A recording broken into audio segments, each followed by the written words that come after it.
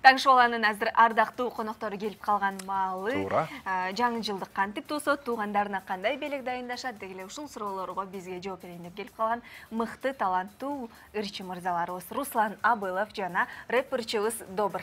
Саламатсыздарбы? Кош келиңиздер. Манайыңыздар кандай? Саламатсыздарбы? Саламатсыздарбы, Кутман таң. Келе жаткан майраңыздарбы? Манайыз 5. Жумуш үстүнө жумуш болуп азыр күйпөлөктөп жүргөн ошо ырабай биз лып этип 2 саат кармап алдык, сизди эфирге чакырып алдык. Алгач сөздүн башында ушу 2016 жыл узат аткан соң кандай жылдардан бири болду? Руслан Абылов, Добр акыркы күндөрү жакшылыктарда дагы эл кызматында өкүлүңүздөрдү көп-көптөн көрө баштадык. Жаңы дуэт түзүлдүбү? Дегиле ушул жылдагы соңку жыл жыйынтыгын чыгарып көрсөң анда.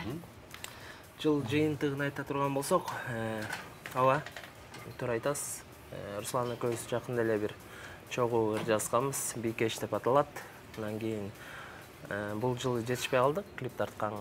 Бирок ушул жылдын аягына чыгып калганына байланыштуу эми ушул январдын башында тарталы деп атабыз. Андан кийин Кудайга шүгүр, жыл аягы биз үчүн ийгиликтүү болуп баштады. Ушул 2017 жакшы бир тепкичтер күтөт деп ойлойм. Руслан мырза, сиз үчүн кандай жыл болду быйыл? Быйыл эми өтө катуу иштебесек дагы баягы аракет кылдык. Мен үчүн бул аванс катары жакшы болду дейм же, Алла таалам да аванс катары жакшы кылып койду. Мындай быйыл аябай жакшы аяктады негизи. Тойлор аябай көп болду, көп чыкты, көп иштедик. Анан 1-2 ыр жаздык, иштегенге деле жатпайт, бирок мен үчүн аябай жакшы деп ойлойм. Буюрса эмдиги жылы буюрса мындан да жакшы иштегенге аракет кылабыз. Жаңы жылга кандай белектерди камдап атасыз? Негизи жыл сайын сиздердин үй-бүлөңүздөрдө кандайдыр бир жөрөлгөлөр барбы жаңы жылды тосуп алууда? Ким Добр экен үй-бүлөсүндө баардыгы отуруп түнкү саат 12-де рэп айтат, Туура айтасыз. Кайдан билип алдыңыздар?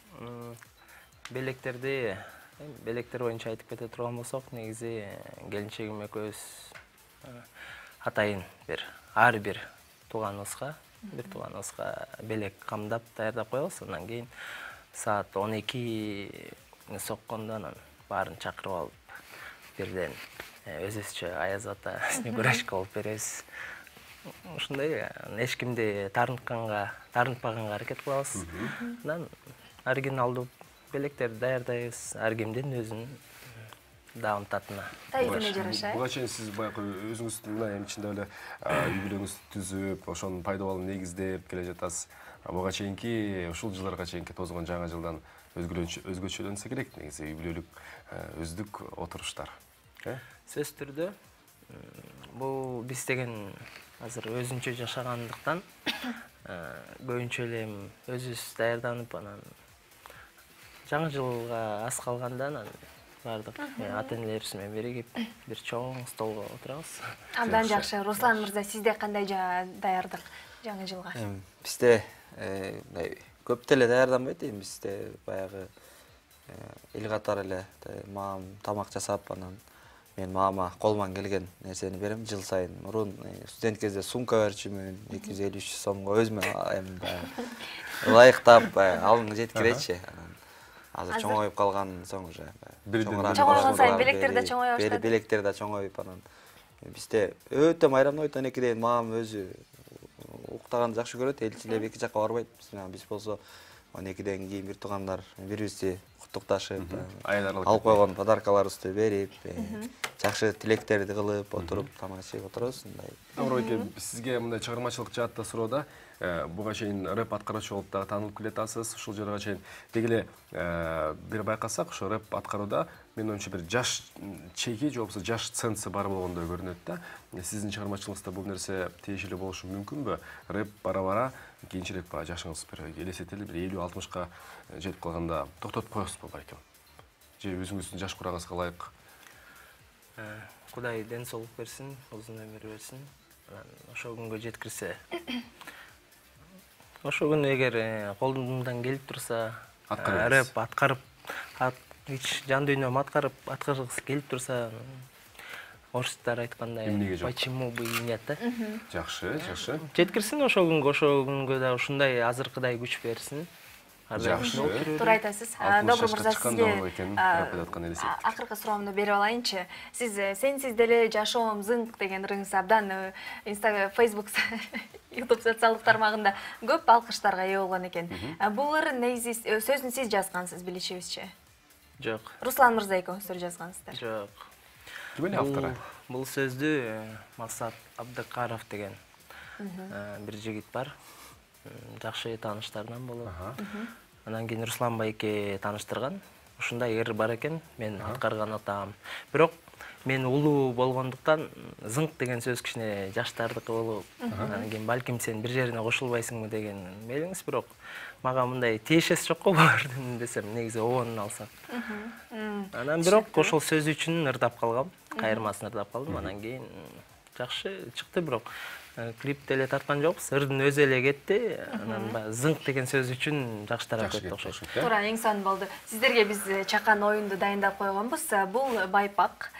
Байпактын ичинде бир зат катылган. Бул затты сиздер туура тапсаңыздар, сиздер бизге тапшырма бересиздер. А эгерде сиздер туура таба албасаңыздар, биз сиздерге тапшырма камдап койгонбуз. Анда эмесе багыттама берип өтсөк, адамдын жүрөгү согот. Бул нерсенин дагы жүрөгү согот. Бул заттын дагы жүрөгү согот кадимкидей. Эмне болушу мүмкүн? Өзүнүн ритми менен, өзүнүн Саат. Кандай саат? Ритми менен болгондо. Кадимкидей колдоо. Жүрөгү согот бул деген ойлойсуз, э? мындай логический суроо, прям чындап эле сокпойт болуш керек, бирок саат сыяктуу. Карма көрүңүз, балким сезесиздер, мындай эле колуңузду тийгизип көрсөңүз болот, жок, колуңузду тийгизип көрсөңүз болот да. Кармаган болбойт бирок. Келиңиз. Битва экстрасенс болуп калды. Билинбейт. Кармаган болбойт. Билбейт экен. Бирок биз атайын бактыбызга жараша жеңилирээк суроо камдап койгон экенбиз. Туура таптыңыз, бул саат. Туура. Кантип эле колго тагылган саат. Эми биз даярданалы, Канышай. Туура. Биз дайындалалы. Силерге биз эмне эме беребиз? Тапшырма беришиңиз керек. Кааласаңыздар бермей эле койсоңуздар болот. Канышай отжиманияны жакшы жасайт. Жок. Берип отурганда бир 60. Сен берип атсаң. Не дейсиз? Кандай кыласыз? Келди анда. Бир куплеттен ырдап бербейсиң. Бир куплеттен ырдайсыз, Каалаган ырыңардан, Өзүңөргө жаккан. Келек өздөрдайсыңдар. Кайсыны? Сенсиз деле жашамыздың. Кел, жаңы жылдык ырды ырдабайлыбы? Давай. Кайсы чыгарма? 1 2 3. Жаңы жылды тосолу деген. Кеттик анда. Сиз баштап бериңиз. Жүрөк эргип кагылып, лай кетпей кашыгып, кирип келет Аздан соң жаңы жылык бергежди. Жаңы жылын жаңырып, жаңы жылын бачалып. Жаңы жылыңыздар менен. Баракелди. Сон болду. Аткардыңар зато. Аткардык да. Эми аткарчылык чеберчилиги силерге көбүрөөк таандык болуш керек. Туура. Бизге сүйлөшө беришилиги бизге калсын. Андай болуп калыптыр. Байкелер мүмкүн болсо стойкага өттүк. Сиздердин ырыңыздарды кайсы ошондо бийкечти аткарасыздарбы? Бийкеш деген жанагы айтып аткан ырыңызды токторуп кетели. Дуэт. Добр жана Руслан Абыловдон бизге караганда жакшыраак дуэт болот болуш керек. Эмкиде мындай тапшырманы орурак, анан бизди ырдатпагандай сураныш керек экен. Туура. Канча деген жут уят болот азыр. Руслан Абылов. Добр. Руслан Абылов жана Добр. Бийкештерге арналат, каалап коюңуздар бийкештер. Биз ырдасак.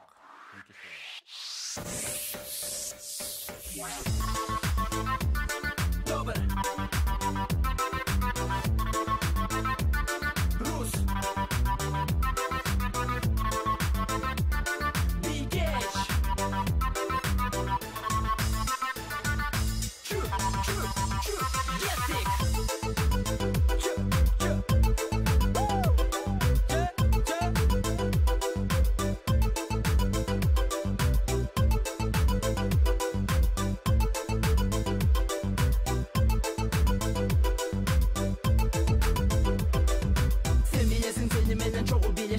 Asmandagы жаңган жылдыздар, сен билесиң сени менен чогуу билешет.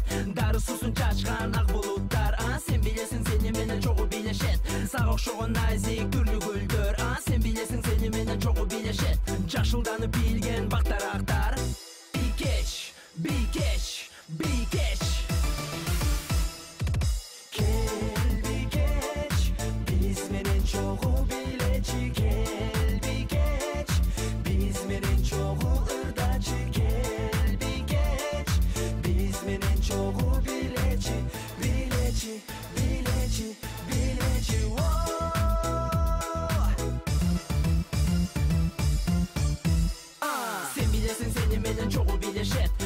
окшогон шайыр сулуу жигиттер сен ырдасаң сени менен чогуу ырдашат сени көрүп суктанган ырчы жигиттер сен кубансаң сени менен чогуу кубанат кубанычын чачкан күндүн нурлары сен дос болсоң сени менен баары достошот сени сүйүп сени колдоп жүргөн жаштар бикеч бикеч бикеч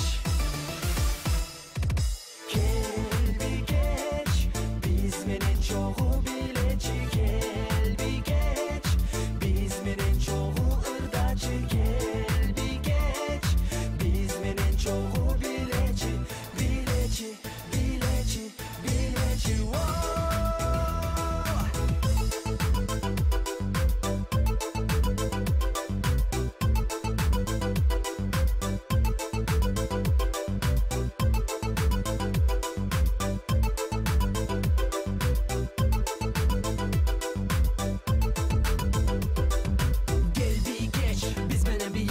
Hey bikeç biz menen ırdaçı gel bikeç bizge jarıp turçaş hey bikeç biz menen kuvançı gel bikeç biz menen bileçi hey bikeç biz menen